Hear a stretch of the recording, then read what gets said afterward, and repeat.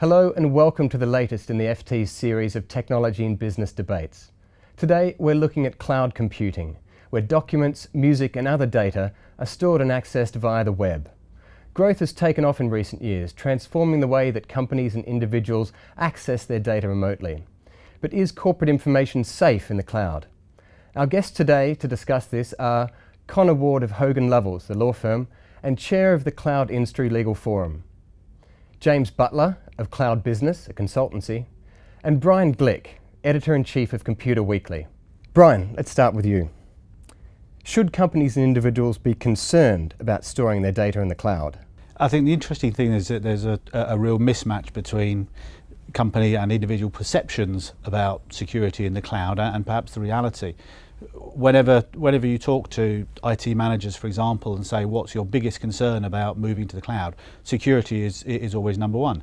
However, if you talk to cloud providers, they will say you are more secure here than you are if you were trying to do it yourself.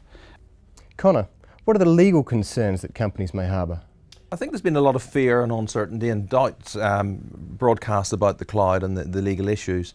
We're quite used to having corporates putting data on the internet, outsourcing to offshore, so a lot of the legal issues have already been addressed. But as already mentioned, the real concerns people seem to have are around security, access by third parties to your data. The Patriot Act is often quoted to Europeans as a reason to not to go into the cloud, and data protection obviously.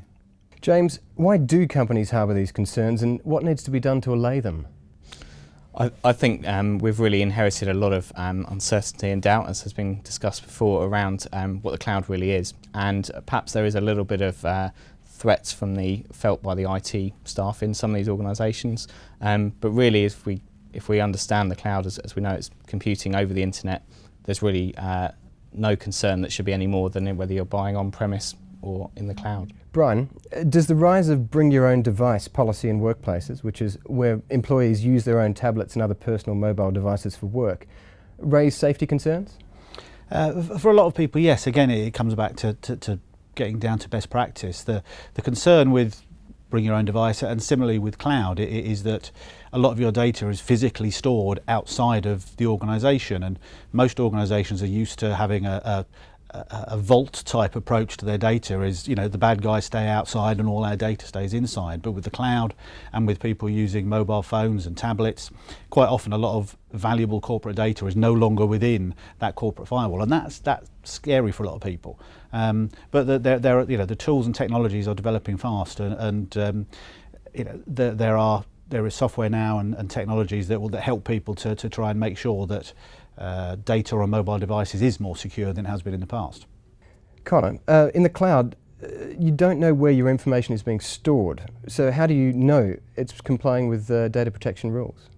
Well, in part that's not true, in the sense that there are different flavours of cloud, and in reality, whenever you look at a lot of the corporates who put data into the cloud, they probably go for a virtual private cloud, and they have a good idea where their data is going to be stored, whether it's within the EU or in specific data locations outside the EU.